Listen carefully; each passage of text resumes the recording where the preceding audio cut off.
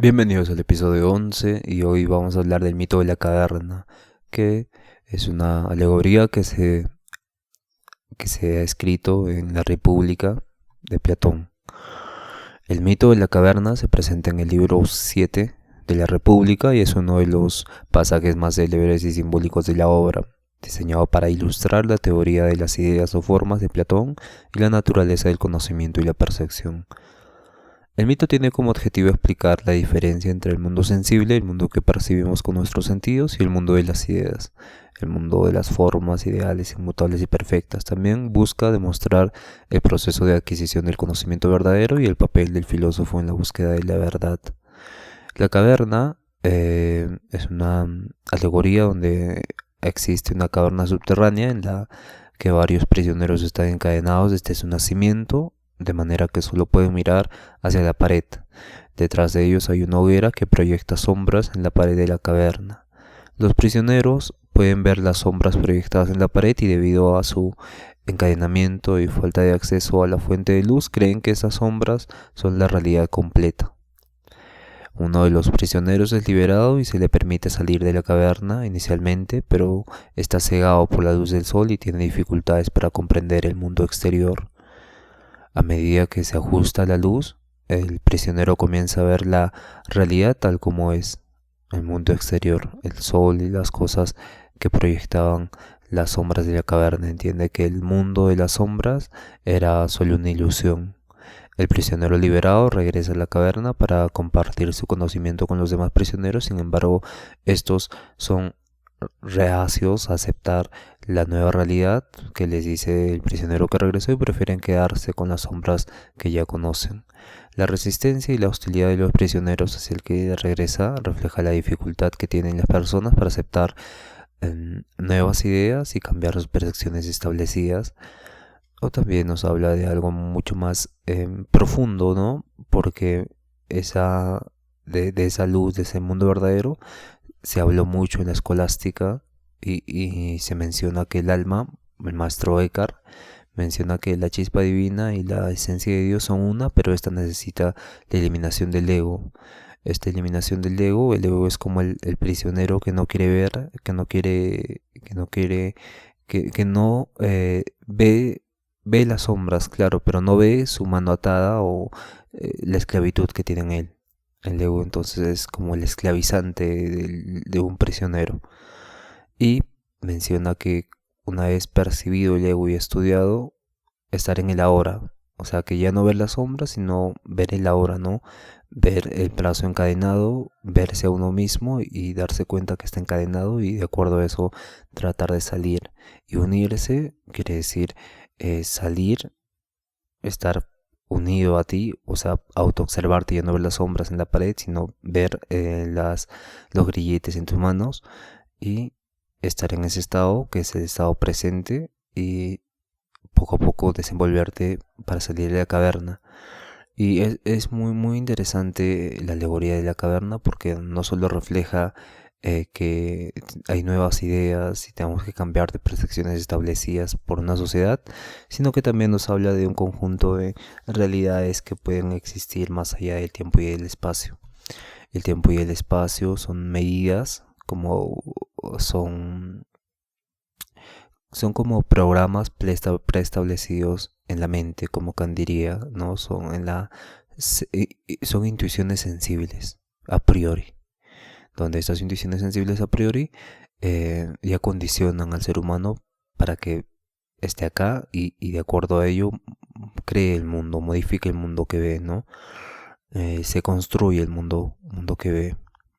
Y vemos que es muy interesante la alegoría de la caverna en varios sentidos, ontológico, epistemológico, incluso ético, y vamos a ver más adelante cómo es la relevancia y el significado a nivel filosófico de esto, del mito de la caverna. También el mito muestra cómo los seres humanos, al estar atrapados en un mundo sensible representado por las sombras, mundo sensible material, pueden tener una visión limitada de la realidad.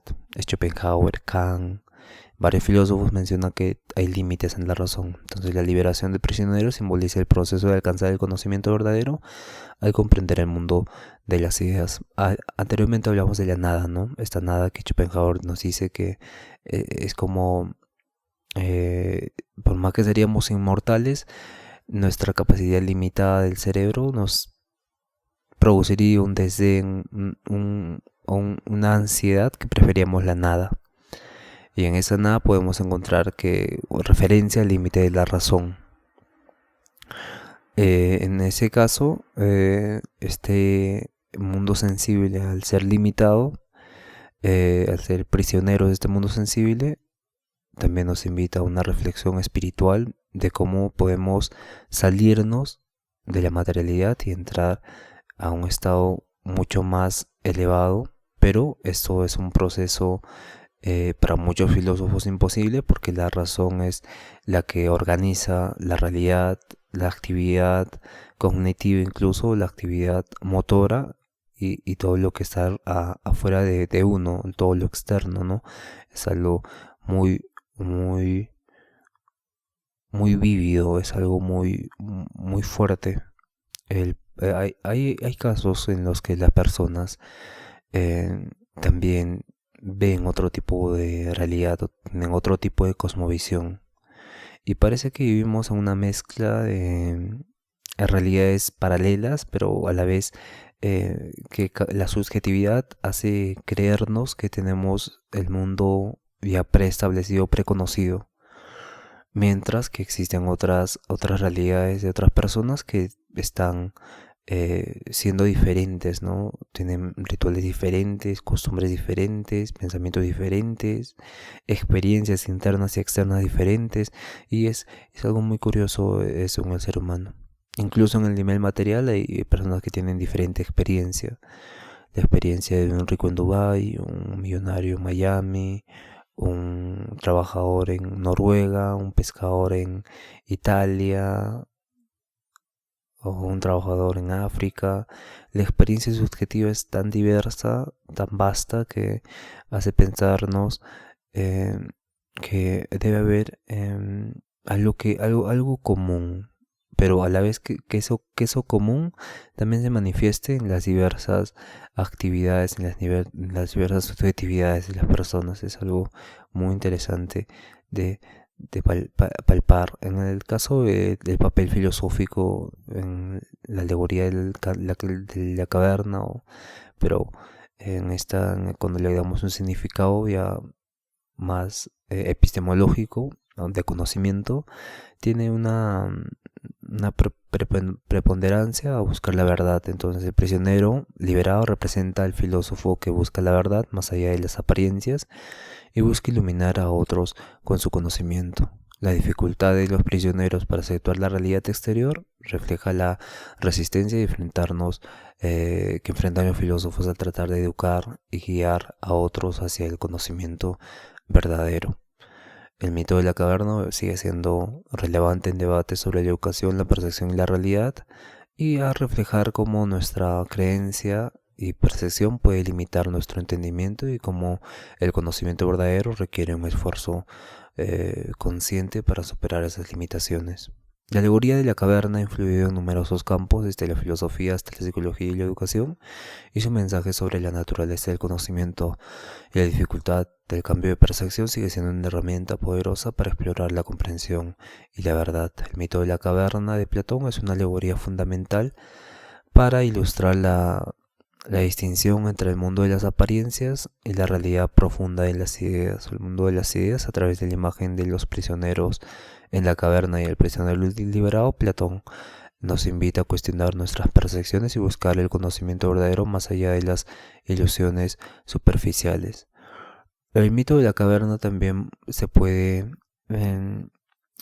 analizar desde el punto de vista subjetivo, ¿no? El prisionero que desde su nacimiento está viendo las sombras y es algo que la memoria juega un papel importante, y la memoria en el estado inicial es el que le condiciona al prisionero a no cuestionarse sobre lo que hay fuera. La memoria juega un papel muy importante en la subjetividad del individuo. La memoria es como un constructo que aún no sabemos el mecanismo de la memoria, porque muchas personas creen que la memoria se da con la búsqueda de, de recuerdos que están asociados con emociones fuertes. Y parece que la parte emocional es mucho más importante que la misma memoria. Parece que la parte emocional, esa parte que... Y es curioso, ¿no? Que esta parte emocional que no la podemos... que no existe un cuantificador que ponga como 10-1 califique o lo estudie, lo analice. Esa parte emocional se convierte en una fuente de conocimiento aún desconocida, ¿no? La memoria tiene esa función de estar siempre relacionada con aquellos eventos emocionales fuertes que se tuvo, que se tiene de una visión futura. Y esta memoria condiciona al individuo a actuar de cierta manera, a hacer de cierta manera en diferentes contextos. Y esto para mí es algo sumamente fascinante, ¿no? Como existe algo cognitivo, algo incluso algo abstracto, porque la memoria no podemos, ¿cómo podemos recordar aquello que nos ha pasado hace 20 años o 30 años atrás? Y muchas personas recuerdan eso de manera vívida. Y esto es algo muy importante porque cada momento recibimos información nueva y al recibir información nueva parece que nunca se llena la memoria. Porque si digamos una persona que tenga, básicamente hay destructores de memoria, ¿no? Por ejemplo, las sustancias químicas narcóticas hacen que uno pierda la capacidad de la memoria, ¿no? Pero ¿por qué se pierde esa capacidad? ¿Por la sustancia química o la alteración de un circuito o de un sistema humano, mental y emocional que se va influyendo, va modificándose constantemente con la adquisición o el consumo de aquella sustancia?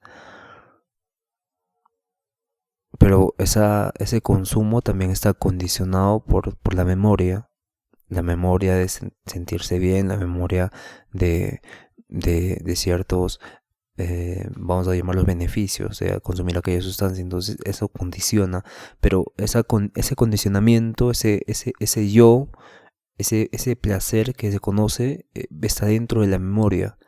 Y al estar dentro de la memoria, esta ya condiciona su actividad presente y futura en la subjetividad de la persona. Y esto es algo muy, muy interesante que aún no se ha estudiado, ¿no? Bueno, sí se estudia bastante, pero a nivel filosófico no se ha tocado mucho. Porque también tenemos que hablar del lenguaje, ¿no? El lenguaje para muchos filósofos solo es la parte más esencial. Podemos hablar de Dios, pero no podemos hablar de Dios a nivel de lingüístico, porque es algo, eh, es un término. Pero detrás de ese término de significante y el significado existe algo mucho más fuerte que estructura el mismo lenguaje.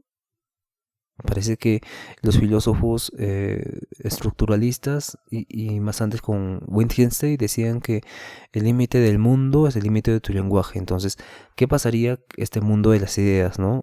Salimos al mundo de las ideas, al mundo real, vemos la luz nos consume y nos acostumbramos a ver con esa luz y vemos que existen en el mundo real. Después de salir de la caverna, este prisionero ve cosas que nunca había visto, ¿no? Y tienen otro lenguaje, tienen otro significado, incluso tienen otros nombres.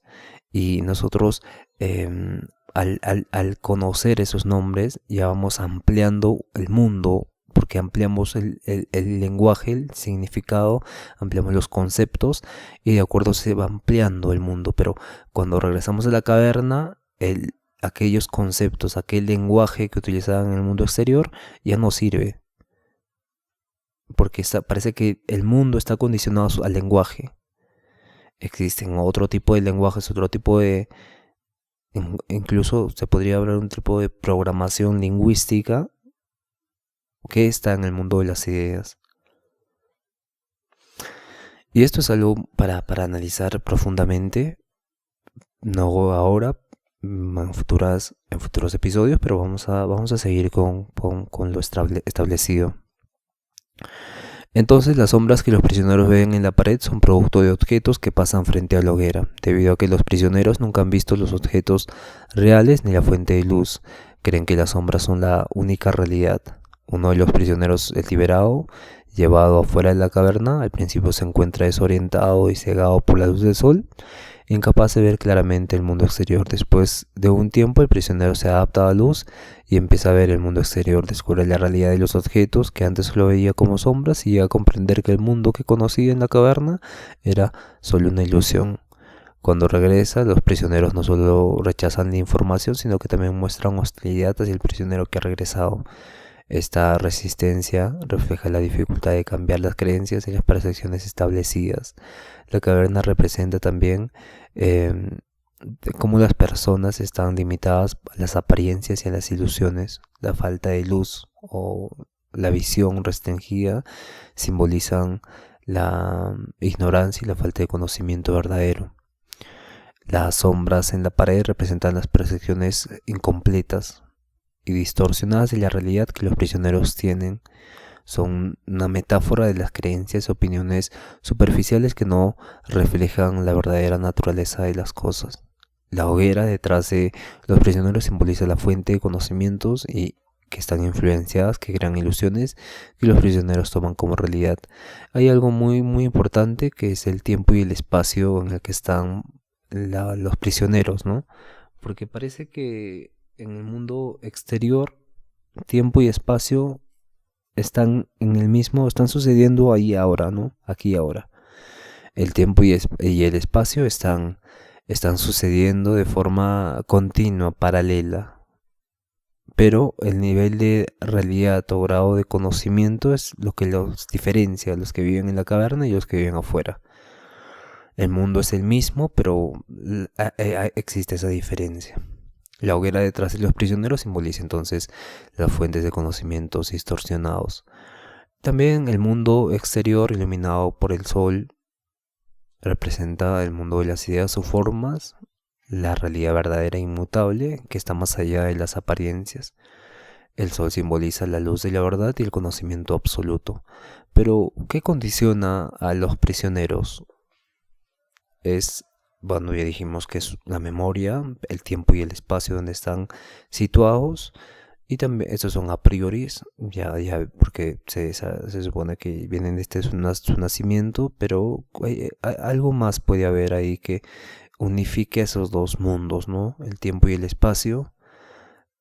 También en las cadenas son cosas a priori ya.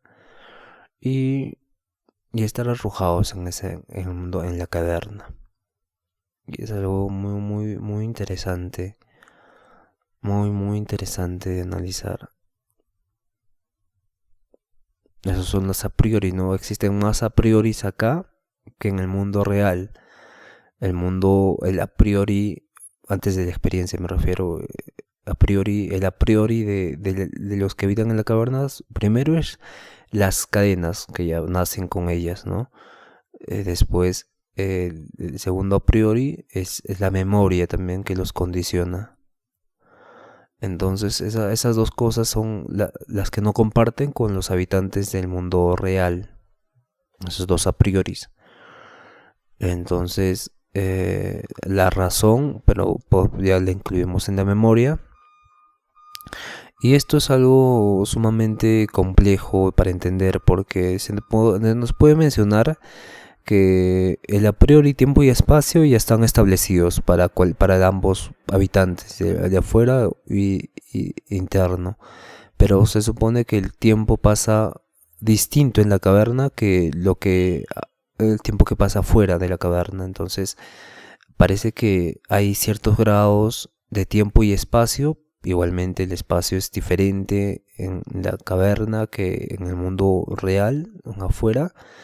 Y parece que ese condicionamiento de tiempo y espacio se da en grados. Hay grados. Y esto es muy importante. Esto es demasiado importante porque estos grados nos pueden indicar que existe una jerarquía, ¿no? Como decían los escolásticos o los medievales, que existía una emanación del uno. Y esto es muy, muy importante, porque si hay grados de tiempo y espacio,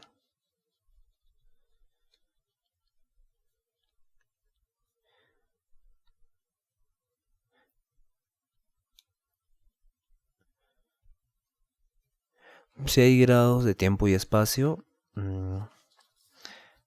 hay también este tipo de conocer distintos grados de tiempo y espacio. Y que entonces el tiempo no es lineal, sino que el tiempo es una, un, un medidor de subjetividad, ¿no? El tiempo es, pues nosotros en el mundo creamos las 24 horas, pero en otro mundo puede ser 12 horas, 10 horas, y nosotros hemos creado este sistema del tiempo. Eh, ¿Y por qué sería 10 horas y por qué sería 6 horas? Porque los números que le hemos puesto nosotros conllevan a Egipto. Tenían este reloj solar donde el sol se paraba y cambiaba en la figura que emitía. Pero esto es una creación humana, dado que siempre estamos nosotros eh, viendo el tiempo de manera em, cronológica, de manera programada, y también juega un papel importante la memoria. La memoria es como este condicionador del tiempo y el espacio, ¿no? Que condiciona ya el grado de tiempo y espacio que yo estoy percibiendo. O sea que tiempo y espacio está condicionado por la memoria.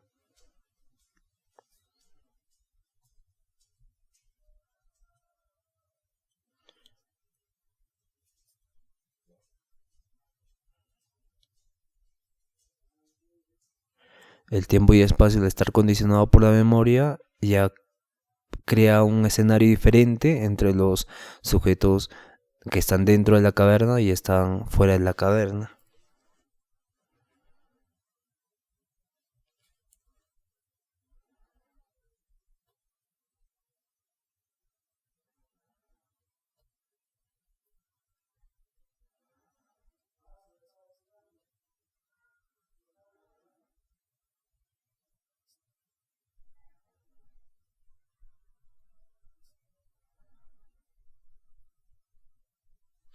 Y esto es muy importante, ¿no? Porque podemos analizar a las distintas personas con aparatos como lector de ondas cerebrales, donde podemos ver el estado de conciencia de una persona y cómo pasa el tiempo para esa persona, si pasa lento, pasa despacio, y también se puede hacer análisis de esto a nivel más complejo, ¿no? Como las SM, que son experiencias cercanas a la muerte, que hay ciertos patrones que se repiten en diferentes latitudes, sin incluso tener acceso o conocimiento entre sí, y esto pueda ilustrar cómo nosotros tenemos este tipo de experiencia preestablecida a priori de algo que parece que se repite muchas veces.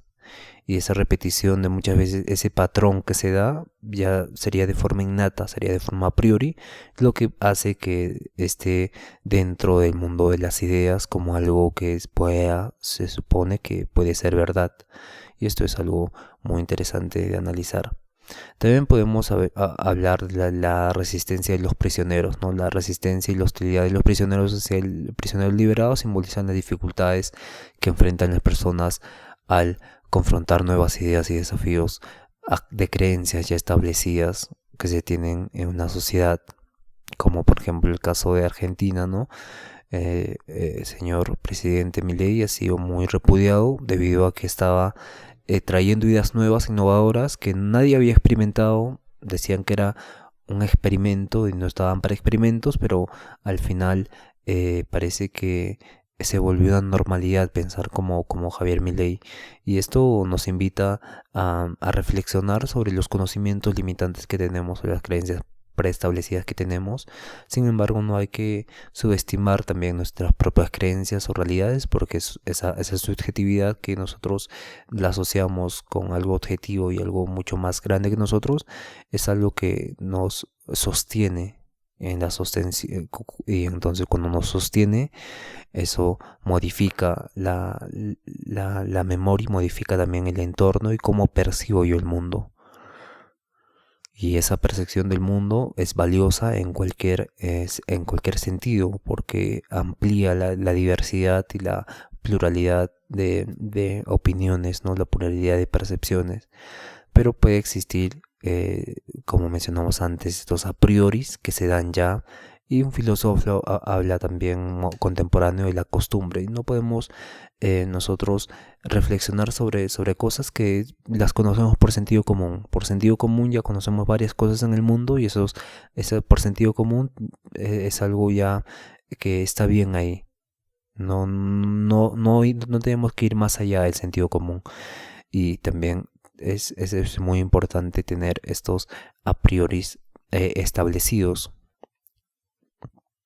También, pero aún así se tiene que luchar con, con el conocimiento de cosas mucho más elevadas, que liberen al ser humano, que liberen a los prisioneros. Es importante la labor del prisionero que sale y entra a la caverna y nos dice el conocimiento nuevo también. Salud, salud, salud.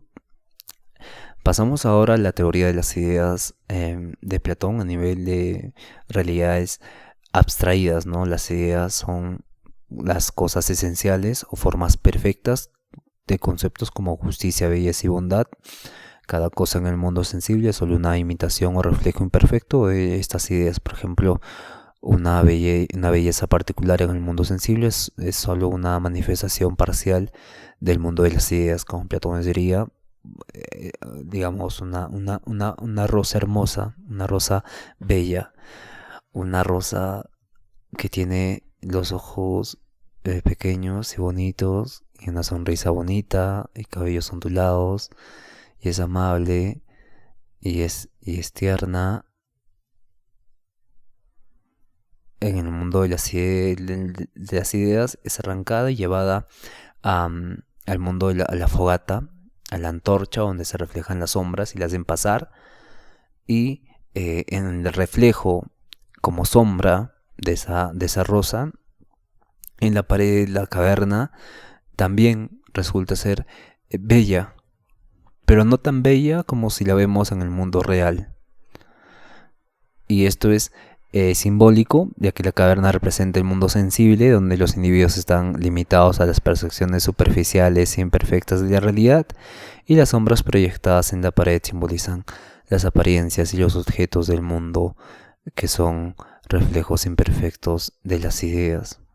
Entonces las sombras en la pared son una metáfora de las percepciones sensoriales y las creencias basadas en las percepciones, donde los prisioneros que solo ven las sombras creen que estas son la realidad completa, ignorando que son solo representaciones distorsionadas. La liberación del prisionero y su ascenso al mundo exterior simboliza el proceso de adquirir el conocimiento verdadero y alcanzar la comprensión de las ideas. Al principio, el prisionero liberado es incapaz de ver claramente y se siente desorientado, lo que refleja el desafío y las dificultades de entender las formas verdaderas después de haber estado atrapado en el mundo de las apariencias. Entonces, la adaptación del prisionero a la luz del sol representa la iluminación. Esta iluminación puede ser espiritual e intelectual, o la comprensión misma del mundo. Y es algo muy curioso porque se habla de varios niveles de iluminación, pero la iluminación es algo que existe y se da, y que muchas personas han experimentado, pero esta también condiciona, ¿no? a analizar cómo nosotros vamos a vivir experiencias parecidas, pero a la vez que no son únicas. Y al no ser única se vuelve una realidad, claro, claramente es objetiva, pero eh, se vuelve personal. Y en esa personalidad, en esa personificación de la iluminación, esta se vuelve como un parámetro de cómo yo percibo el mundo actual a cómo yo percibí el mundo en el momento pasado. Es un antes y un después. Y para hablar de esto es algo mucho más complejo, ¿no? Porque ya no estamos hablando de filosofía, sino hablamos de biología, hablamos de ciencia, hablamos de muchas cosas, teología, y es difícil de explicar a nivel racional, ¿no? Porque siempre este límite de la razón nos va a permitir, claro, experimentar, pero una vez la experiencia se da, va a tener como mm, unos, unos límites en la manera de explicar a nivel eh, científico, pero que se va a dar en el futuro, estoy seguro, de, de cómo, de qué y por qué es la iluminación. Y aunque a muchos medievales filósofos ya hablaron sobre esto, y es algo muy importante recalcarlos otra vez, y es muy importante tener como referencia la adaptación a la luz. El prisionero puede entrar a la caverna para no ver más allá y otra vez no adaptarse a la luz, o puede adaptarse a ella estando siempre en en ese tiempo y espacio, ¿no? Y la memoria ampliarla más. Bueno, cuando regresa el prisionero lo quieren matar, y la falta de aceptación de una visión nueva por parte de los prisioneros representa la resistencia natural al cambio y a la dificultad de desafiar y transformar las creencias establecidas. El mito de la caverna ilustra la distinción central en la teoría de Platón entre la realidad auténtica de las ideas y las apariencias del mundo sensible, y esta destaca y siempre tenemos esta forma de ver el mundo como hay algo más externo, ¿no? Hay algo mucho más complejo que nosotros no conocemos. Y el mito subraya el papel del filósofo como alguien que busca y entiende la verdad más allá de las ilusiones, y que tiene la responsabilidad de guiar a otros hacia el conocimiento verdadero a pesar de la resistencia y la dificultad que pueda enfrentar en el proceso. También tenemos que hablar de la limitación de las apariencias. Los prisioneros, al ver solo las sombras proyectadas en la pared, están atrapados en una visión parcial y distorsionada de la realidad. Esto refleja la creencia de Platón de que los sentidos no pueden proporcionar un conocimiento verdadero, ya que solo captan las apariencias superficiales y no la esencia de las cosas. La liberación del prisionero y eh, su posterior ascenso al mundo exterior representan el proceso de adquirir el conocimiento racional y filosófico. Platón argumenta que solo a través de la razón y la reflexión profunda podemos acceder al conocimiento verdadero y entender la naturaleza real de las cosas, que es independiente de las percepciones sensoriales. El mundo dentro de la caverna simboliza el mundo sensible, donde todo está en constante cambio y solo es una imitación imperfecta de la verdadera realidad. Las sombras en la pared son un reflejo entonces de los objetos del mundo sensible que Platón considera menos reales en comparación a las ideas. Vimos también la transformación del conocimiento que se puede dar como analogía al hombre de la caverna que sale. Entonces, la transición del prisionero de la oscuridad de la caverna a la luz del sol simboliza el proceso de iluminación intelectual a nivel de la teoría del conocimiento, y a nivel de la filosofía,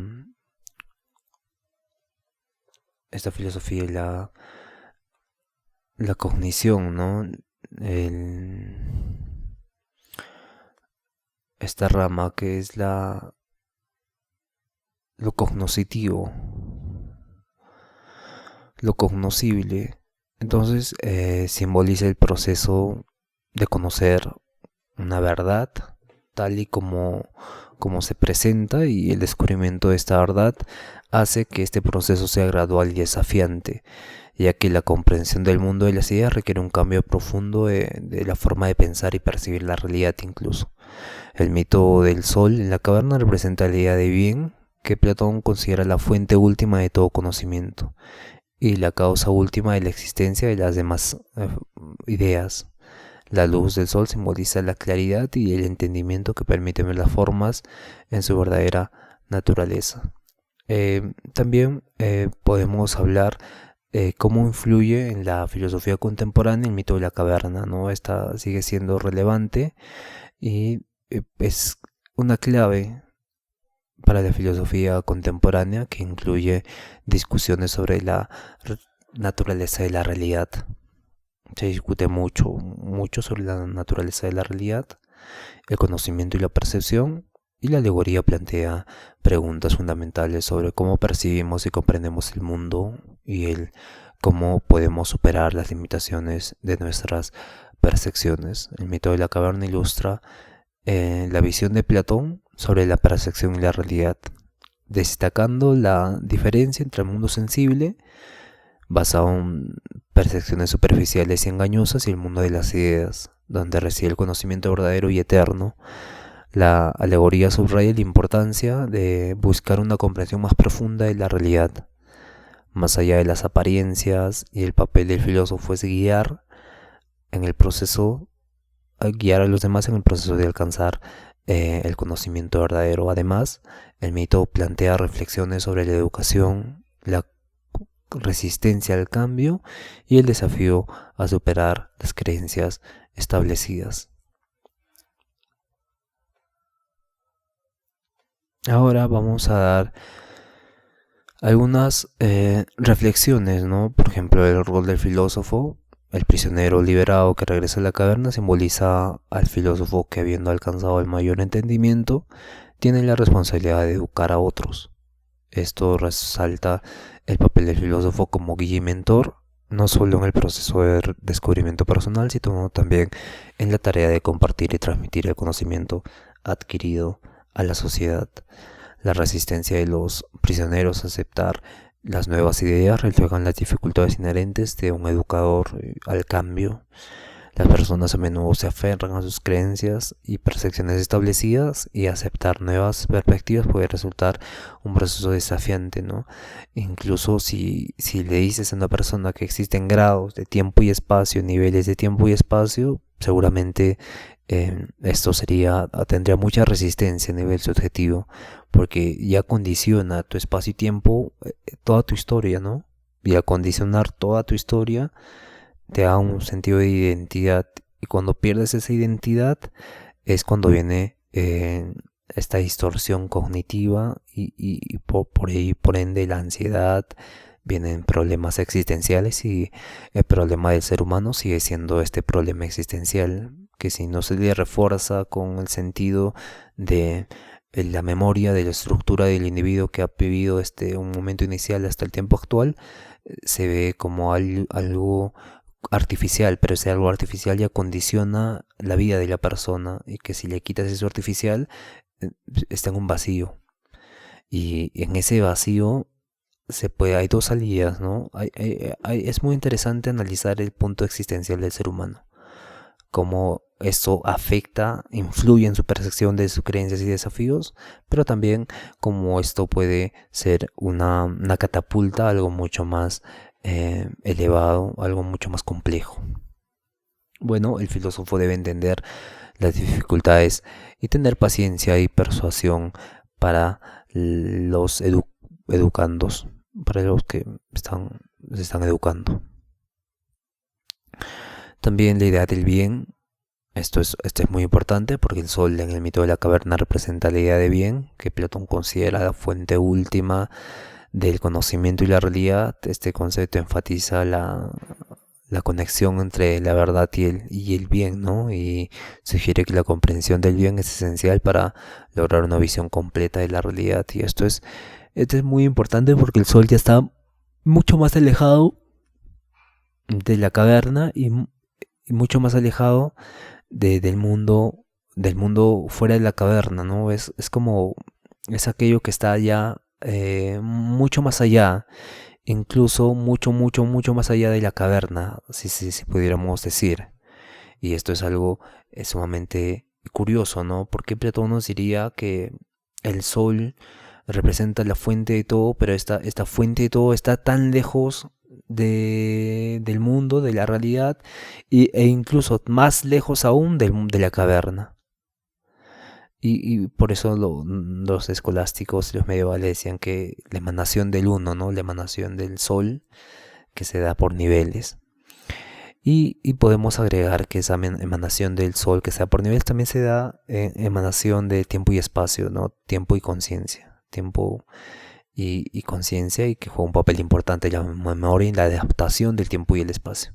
Esto es sumamente clave también en esta última reflexión que se hace, y seguramente voy a estar analizando más a profundidad esto. Entonces, este concepto enfatiza la conexión entre la verdad y el bien, y sugiere que la comprensión del bien es esencial para lograr una visión completa de la realidad.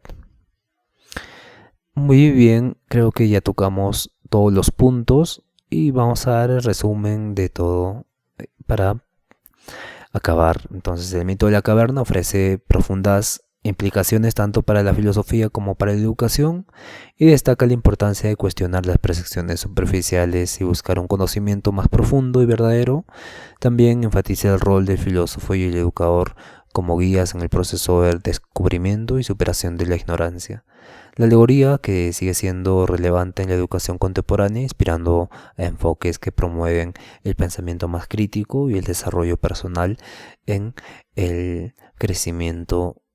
Con la reflexión sobre el mito de la caverna, uno puede inspirar a las personas a cuestionar sus propias percepciones y a buscar una comprensión más completa y significativa de sí mismas y también del mundo que los rodea. Muy bien, acabamos con el episodio 11 y nos vemos en el siguiente, que en el episodio 12, que va a ser La ciudad ideal, también del mismo libro La República. Y hasta la siguiente.